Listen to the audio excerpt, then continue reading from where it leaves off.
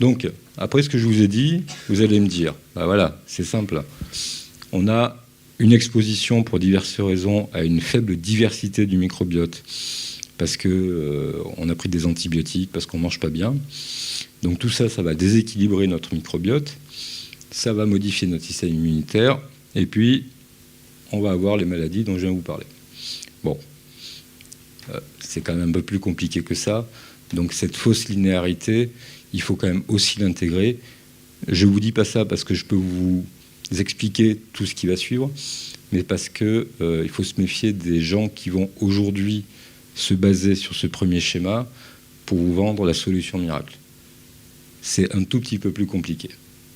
Et donc on va essayer de rentrer dans cette complexité, qui n'est pas forcément une complication, mais voilà.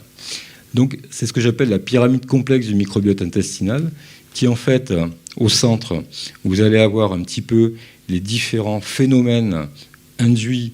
Alors, ne vous inquiétez pas, on va y revenir, donc là je passe un tout petit peu vite, mais les différents phénomènes induits par ces altérations du microbiote, avec à gauche les différentes pathologies qu'on va pouvoir rencontrer, c'est-à-dire de la dysbiose à une augmentation de la perméabilité intestinale, et puis les différentes pathologies, l'allergie à la nourriture, les atopies, les maladies inflammatoires digestives, etc., etc. Et à droite, vous avez quand même des éléments qui, eux, sont pas liés, c'est pas le microbiote qui agit, mais impactent quand même sur le microbiote, qui sont les facteurs environnementaux, qui aujourd'hui sont majeurs, qui sont le patrimoine génétique, et ça bouge pas.